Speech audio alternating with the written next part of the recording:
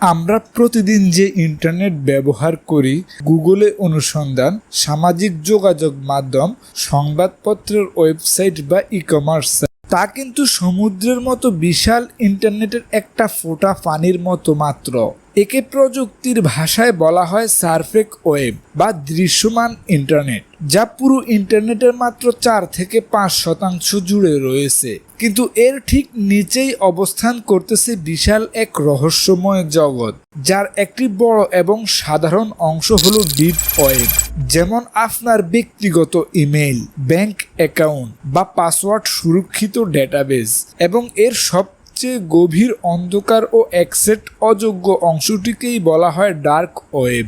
Dark web হলো ইন্টারনেটের এমন একটি সমান্তরাল মহাবিশ্ব যা সাধারণ ব্রাউজার দিয়ে খুঁজে পাওয়া অসম্ভব। এর জন্য প্রয়োজন হয় বিশেষায়িত এনক্রিপশন সফটওয়্যার, যার মধ্যে সবচেয়ে জনপ্রিয় হলো টর। এই নেট হলো এটি ব্যবহারকারীর পরিচয়, অবস্থান এবং আইপি অ্যাড্রেসকে এমনভাবে লুকিয়ে রাখে যে কে কোথা থেকে এটি ব্যবহার করছে তা বের করা প্রায় অসম্ভব হয়ে পড়ে। আর এই চরম গোপনীয়তার সুযোগ নিয়েই ডার্ক ওয়েব হয়ে উঠেছে অপরাধ, অবৈধ ব্যবসা এবং মানবতা বিরোধী কার্যক্রমের এক ভয়ঙ্কর অভয়ারণ্য। ঐতিহাসিকভাবে ডার্ক ওয়েবের মূল ভিত্তি বা টর টেকনোলজি কিন্তু কোনো অপরাধ চক্র তৈরি করেনি।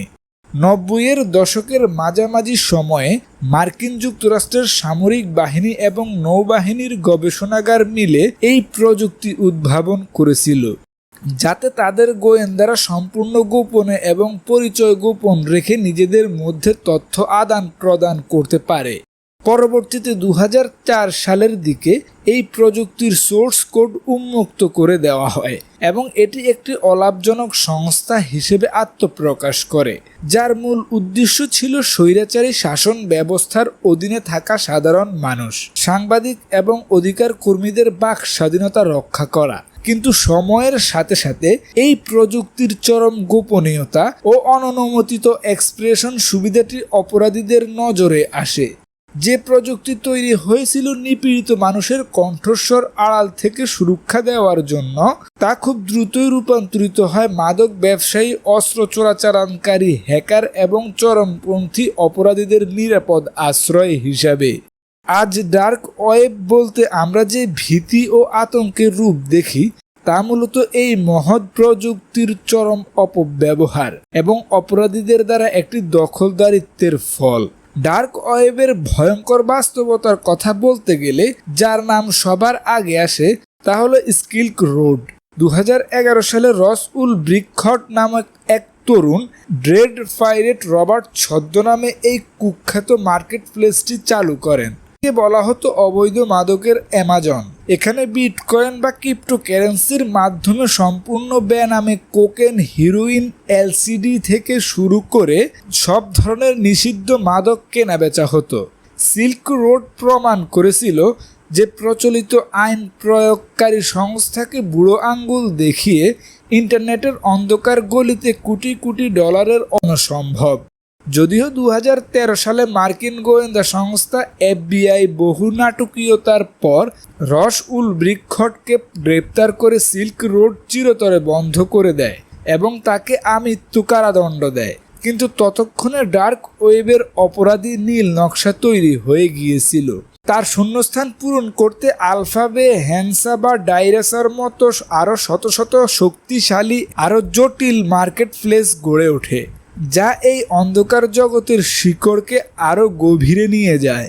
ডার্ক ওয়েবের পুরো অর্থনীতি দাঁড়িয়ে আছে ক্রিপ্টোকারেন্সির ওপর।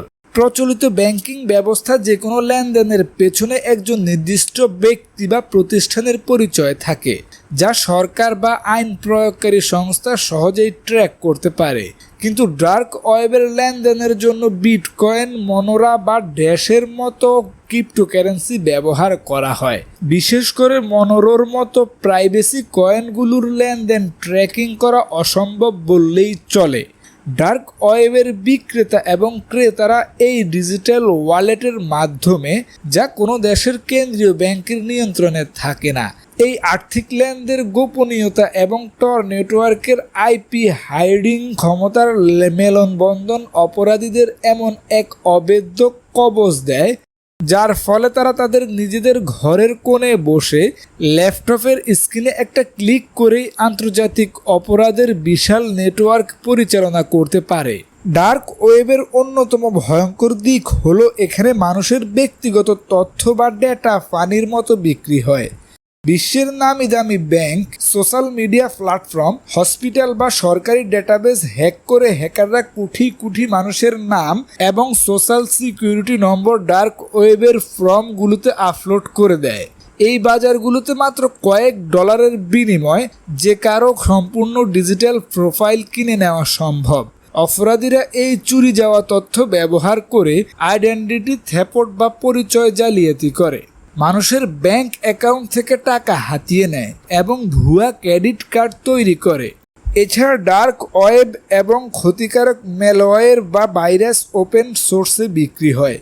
এমনকি কোনো প্রাতিষ্ঠানিক জ্ঞান ছাড়াই একজন সাধারণ অপরাধীও এখান থেকে র্যানসমওয়্যার এজ এর সার্ভিস ভাড়া নিয়ে যে কোনো বড় কোম্পানির সার্ভার লক করে দিয়ে কোটি কোটি টাকা মুক্তিপণ দাবি করতে পারে, যা বর্তমান বিশ্বের সাইবার নিরাপত্তার জন্য সবচেয়ে বড় হুমকি। ডার্ক ওয়েবের আরও একটি অন্ধকার দিক হলো অবৈধ অগ্নিঅস্ত্র বা বিস্ফোরকের কেনাবেচা।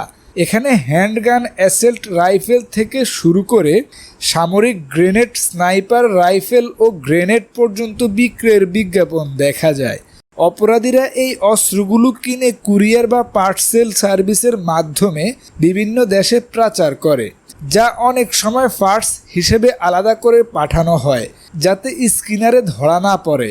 তবে ডার্ক ওয়েবকে ঘিরে সবচেয়ে বেশি যে রোমাঞ্চকর এবং ভীতিকর গল্প প্রচলিত আছে হিটম্যান বা ভাড়ায় খুনি পাওয়ার ওয়েবসাইট। ডার্ক ওয়েবে এমন অসংখ্য সাইট রয়েছে যেখানে দাবি করা হয় যে নির্দিষ্ট পরিমাণ বিটকয়েনের বিনিময়ে যে কোনো মানুষকে দুনিয়া থেকে সরিয়ে দেওয়া হবে। তবে সাইবার বিশেষজ্ঞদের মতে এই হিটম্যান সাইটগুলোর প্রায় 99% আসলে ভুয়া বা স্ক্যাম সাইট। এগুলো মূলত সাধারণ মানুষকে বোকা বানিয়ে বিটকয়েন হাতিয়ে নেওয়ার ফাঁদ, অথবা আইন প্রয়োগকারী সংস্থাগুলোর পাতা হানিপট, যার মাধ্যমে তারা সম্ভাব্য খুনি বা অপরাধীদের চিহ্নিত করে। কিন্তু এই সাইটগুলো ভুয়া হলেও এর পেছনে যে মানসিকতা এবং অপরাধের তাড়না কাজ করে তা ডার্ক ওয়েবের ভয়ঙ্কর রূপকেই ফুটিয়ে তোলে। ডার্ক ওয়েবের সবচেয়ে অন্ধকার, অমানবিক এবং জঘন্যতম অধ্যায়টি হলো মানুষের উপর শারীরিক ও মানসিক নির্যাতন এবং শিশু পর্নোগ্রাফির বিস্তার। এই প্ল্যাটফর্মে এমন কিছু সাইট রয়েছে যা সম্পূর্ণ অনৈতিক, যেখানে নারী ও শিশুদের পাচার করে তাদের ওপর নির্মম নির্যাতন চালানো হয় এবং সেই দৃশ্য লাইভ স্ট্রিম বা ভিডিও আকারে বিক্রি করা হয়।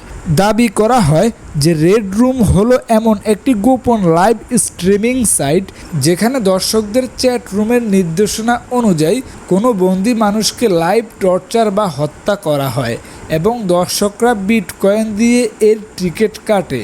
যদিও প্রযুক্তিগত সীমাবদ্ধতার কারণে ডার্ক ওয়েব উচ্চ গতির লাইভ স্ট্রিম করা বেশ কঠিন এবং অনেক তথাকথিত রেড রুমও স্ক্যাম হিসেবে প্রমাণিত হয়েছে। তবু 2015 সালে পিটার স্কার্লি নামক এক কুখ্যাত অপরাধী ধরা পড়ার ঘটনা প্রমাণ করে যে ডার্ক ওয়েবের আড়ালে শিশুদের ওপর চরম নির্যাতন ও ভিডিও ধারণের সত্যতা কতটা। এই ধরনের জঘন্য অপরাধের কারণে ডার্ক ওয়েবকে মানবতার ইতিহাসের এক কালো অধ্যায় হিসেবে বিবেচনা করা হয়। ডার্ক ওয়েব দেখতে কেমন বা সেখানে কি হয়? সাধারণ কম্পিউটার থেকে টর ব্রাউজার ডাউনলোড করে ডার্ক ওয়েবে প্রবেশ করে, কিন্তু এই সামান্য কৌতূহল একজন মানুষের জীবনকে ধ্বংস করে দেওয়ার জন্য যথেষ্ট। ডার্ক ওয়েবের সাইটগুলোতে ম্যালওয়্যার, স্পাইওয়্যার এবং রানসমওয়্যারের ঠাসা থাকে। কোনো একটি ভুল লিঙ্কে ক্লিক করার সাথে সাথেই আপনার কম্পিউটারের সম্পূর্ণ নিয়ন্ত্রণ চলে যেতে পারে দূরবর্তী কোনো হ্যাকারের হাতে।